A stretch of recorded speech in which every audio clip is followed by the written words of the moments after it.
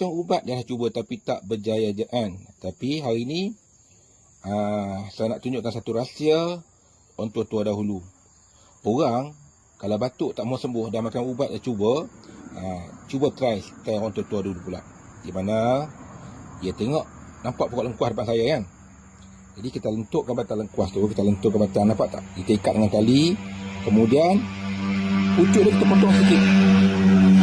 Potong pucuk dah sikit, kita masukkan botol, kita ikat di supaya air tak masuk.